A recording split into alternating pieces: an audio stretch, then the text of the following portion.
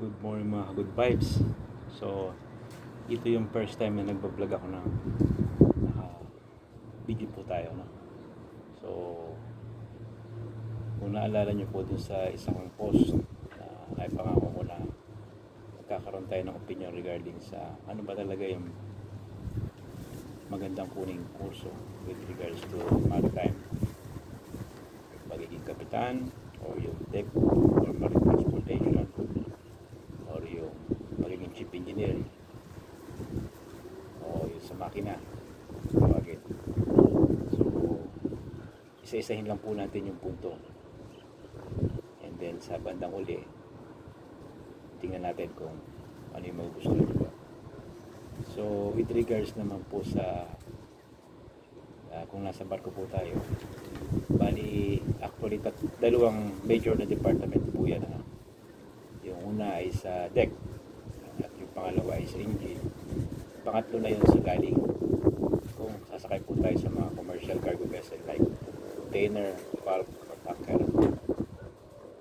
So para malaman po natin, maintindihan, may kanya-kanya po mga job description yan sa deck, sa engine, or sama na natin yung sa galing. Sa deck po, kung hindi po natin nalalaman, diyan po nangyayari yung mga cargo operation. So yan po ang may handle po niyan ay pangkaraniwan ay mga taga-deck. Okay? So diyan po din nangyayari yung mooring operation sa deck, mga deck department. Okay? So sa deck din po nandyan ang pinakamata ng barko, because this is yung navigation. Isa sa pinaka-importanting aspeto ng pagbabarko ay yung navigational handling. So sa deck, pag-uusapan ng navigation, nandyan po yung kapitan, chief mate, second mate, at saka yung third mate. Nandyan din po yung mga support nila, katulad ng OS o yung ordinary seaman, yung deck cadet, yung AB o yung tinatawag na timonel, at yung pumboson o yung tinatawag na maestro amin. So sa deck, yan po yung purpose ng deck. So kung ang pag-uusapan po ay ang deck department, sinasagupa naman po nila yung mga weather na malalamig at sobrang init at katamtaman din. Sobrang lamig kasi pag po bumabiyahe ng mga malalamig na lugar or yung malalamig na panahon katulad ng winter, yan, minsan inaabot po ng mga negative yan, negative 10, negative 20, 0. So sila po yung sumasagupa lahat dyan dahil sila yung nasa deck. Sila po yung talagang dobling na apektuhan niya. Okay. So ganun din pag mainit, sobrang init pag naman po niya sa parte ng Middle East, sagupa po nila yan. Yan, sobrang init sa labas. So yan ang mga usual na nararanasan ng mga taga-deck. At kung sa trabaho naman, ay nabanggit na po natin kanina. So yung mga nabanggit na yan ay kasama na involved sa cargo operation. Sila yung nag-check ng mga kargamento kung may mali ba o yung tamang pagkarga. Sila rin po yung in charge sa mga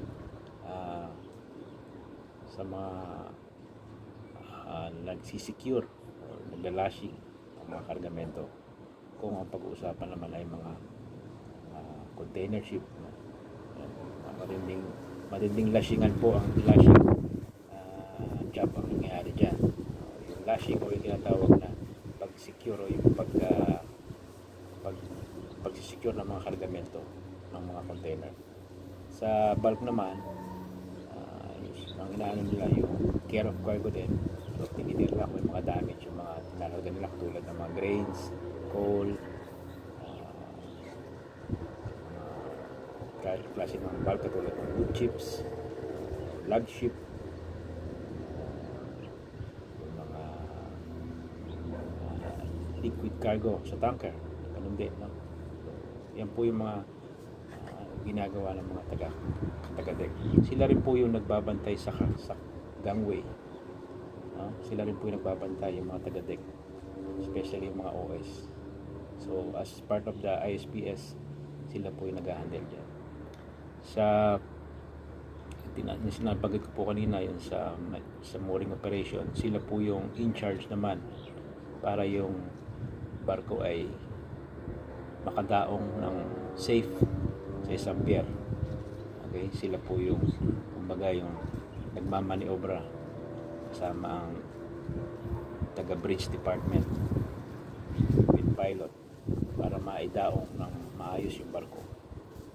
Yan po yung mga usual na trabaho nila. Sa trabaho naman ng third mate, nandiyan naman po si third mate sa port documents, mga tumutulong kay kapitan. Siya rin po ang nangangalaga ng life saving tsaka yung mga firefighting equipments. At isa rin po siya sa mga naka-duty during navigation, no? During underway. Yung underway po yung nakaalis na yung barko sa pantalan. So ang trabaho niya ay 8 to 12 ng umaga, 8 to 12 sa gabi, kasama yung isang AB. Sa trabaho naman ng second mate po, ang nandiyan naman po ay si Kundo na nangangalaga sa voyage planning naman po sa pamamahala rin ni kapitan. So second mate, siya yung gumagawa ng passage planning. Siya yung in charge sa mga navigational equipment. Siya yung in charge sa mga navigational paraphernalias like yung mga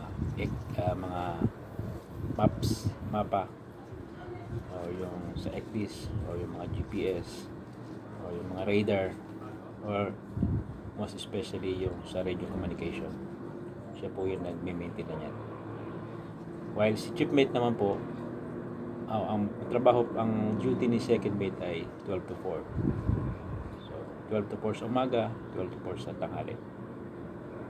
While si chief mate naman, siya naman ang 8 to 4 to 8 pala, sorry, 4 to 8 sa umaga, 4 to 8 sa hapon.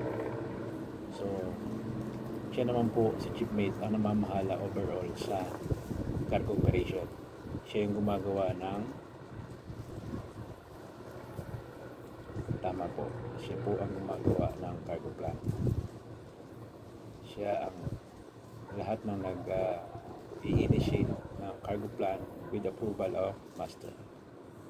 Okay, so lahat ng kinakarga on board, siya po yung nagpiprepara niyan.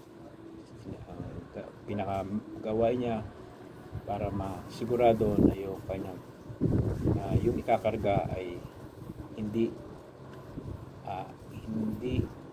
makaka-apekto sa stress or stability ng barko, at ang ikakarga niya ay tama at hindi lalagpas dun sa itinalaga na maximum capacity plan. Yan po yung pinapangalagaan ni chief mate.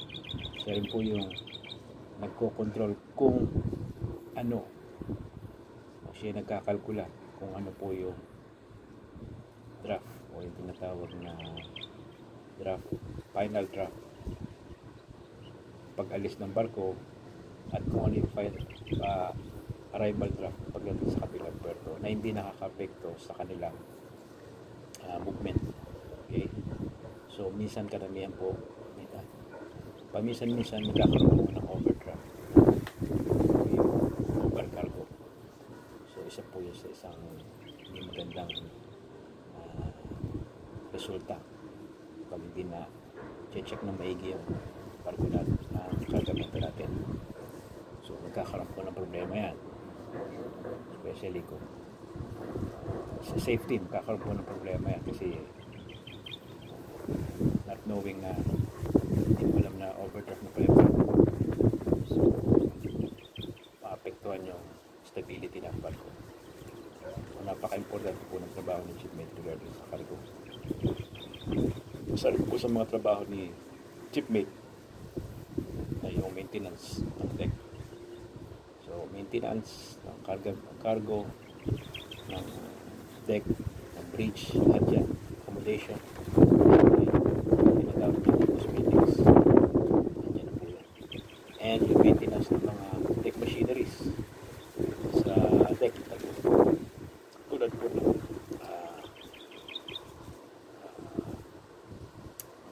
mooring winches, cranes, cargo holds, and yung lahat ng movable object na ginagamit ng mga taga-deck. Kasama na rin po yan dyan yung mga life-saving firefighting equipments. Siya po yung namamahala dyan sa overall. Siya rin po ang tagapamahala ng mga drills, safety drills on board. So, siya yung tinatawag na safety officer.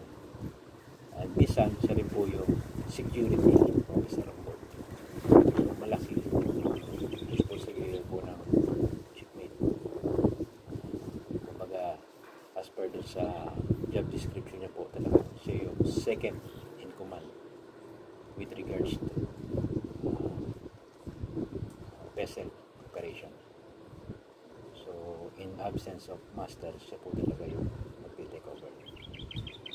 So, siya rin ang magtitingin kay isa rin sa mag-check kung ano yung mga ginagawa ni third mate, si second mate, at ang lagi po niyang katulong sa deck maintenance ay si bosun. Siya po yung laging magkasama. Sila po dalawang laging teamwork with regards to maintenance. Kasabay dyan ang tulong ng mga timonel o yung mga ABs and yung mga OS and negative. So, si Kapitan naman po, kung ating pag-uusapan, siya po yung overall in command. Dati po ng mga unang panahon ang tawag sa kanya si Old Man. So, I think hindi na po siya applicable ngayon.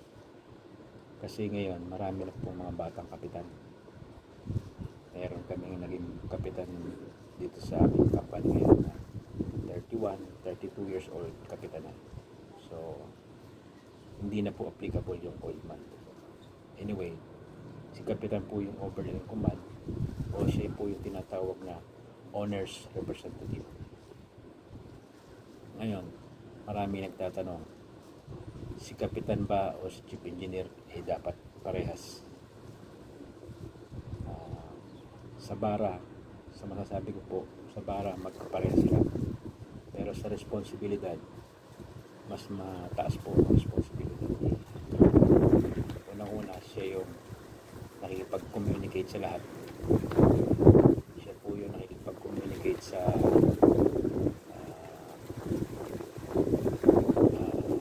charterer, sa owners, sa agents, sa lahat. Siya rin po yung ang pagkakaiba po talaga dyan ay siya yung ginawa talaga owners representative ng company. Sa kanya ipinaubaya yung barko. May-ari ng barko. So, kaya ako sabi na mas mataas ang naging responsibility ng kapitan. In case of emergency, siya rin po lahat ang lahat. And isa sa mga malaking responsibilidad ng kapitan ay maidating yung barko sa point A to point B ng safe and efficient. And during sa bad weather, yung po rin nasusukat yung abilidad ni kapitan. Sa bad weather po talaga siya sa kanya. Ilang araw ang bad weather, halos ilang araw din siya walang tulog. mailusot niya yung barko doon sa napaka samang panahon na yun. Kailangan niya pong mailusot yun nang walang mangyaring masama sa board, walang mangyaring masama sa tao, walang mangyaring masama sa kargamento, at unang-una walang masamang mangyari sa barko. And overall, ang trabaho ng lahat ay para mapanatili yung ating environment, yung ating karagatan na malinis, free sa mga pollution o yung mga oil and oil pollution na nangyayari. Ngayon po, yan po yung istorya ng deck. Punta naman po tayo sa engine. So sa engine, halos pares po na composition ng deck. Meron po siyang fourth engineer, meron siyang third engineer, meron siyang second engineer, at meron siyang chief engineer. Ang mga support niyo po ay mga oiler at saka wiper and engine cadet. Okay. So ganun din po sa deck, meron po rin silang kanya-kanya responsibilidad pagdating sa trabaho. Fourth engineer, usually siya yung mahawak sa mga purifier, etc. Depende sa kumpanya kung ano yung binigay na responsibilidad. Third engineer, usually yung generator. Okay. So si second engineer, parehas niya si chiefmate. Siya yung pinaka-overall in charge sa engine department with regards sa paghawak ng mga tao, sa maintenance, at sa pagpapanatili ng kalinisan, kaayusan at kasiguruhan sa baba. So si chief engineer naman, siya naman yung overall in charge sa baba. Siya yung laging siya yung naninigurado na safe at saka na may maintain na yung PMS, yung tinatawag na plant maintenance system. Sinisigurado niya na yung plant maintenance system on board with regards to engine ay siya ang nakakaalam na. By the way, kung ang pag-uusapan naman ay sa katulad ng binanggit ko kanina sa weather no, banggit ko lang, pag pumalamig sa taas, katulad ng mga negative 20, negative 10, halimbawa na punta sa malamig na lugar, sila naman po ang pinakamasarap ang katayuan doon kasi malamig sa labas, mainit yung engine, saktong-sakto lang ang temperature sa baba. Kaya gustong-gusto rin nila yan, no? Kabaliktaran nila pag pumunta rin sa mga mainit na lugar katulad ng Middle East, no? So kung gaano kainit sa labas, dodoble naman ang init sa baba. Sobrang init naman, no? Minsan naalala ko may nag-56 degrees pa yan sa baba. So 56, 54, 50, 48. Naalala ko na tanker pa ako. So yan po yung mga weather na with regards na engine department. So hindi sila exposed sa weather, pero ramdam naman nila kung ano nangyayari sa labas. Kung malamig sa labas, hayahay sila sa baba. Kung sobrang init sa labas, doble naman ang init nila, para nila nasa, kung tawagin, nasa impyerno. So yan po, ganyan po katindi ang tinatamasa ng mga taga-engine. Pero sa normal na temperature, kung Pilipinas ang pag-uusapan, normal talaga, mainit talaga sa engine. So yan yung pagkakaiba nila. Talagang laging mainit po yan sa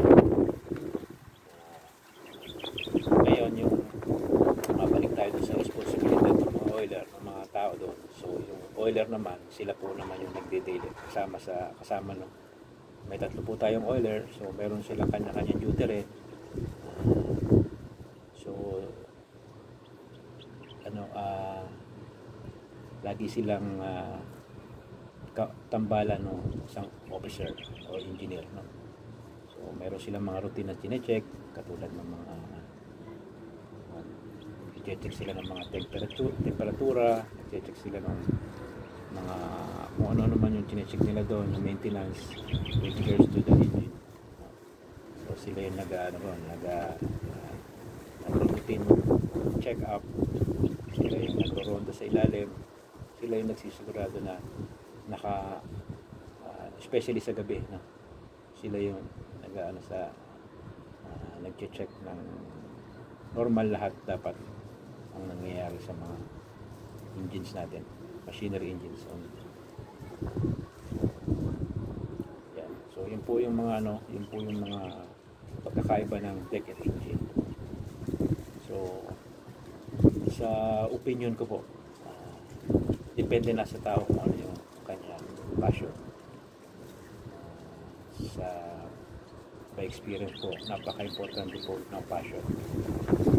Kahit ano po, kung gusto mo magnabigar ng barko o maging kapitan ng barko, so doon po tayo kumuha sa marine transportation. While kung gusto naman natin ng mabusisi tayo sa mga makina, mahilig tayo magkutingting ng mga magbutingting or mag-repair ng mga bagay-bagay, doon po tayo sa engine side. Kung target natin maging chief engineer, doon po tayo sa engine side. And para sa akin, my experience, parehas pong magandang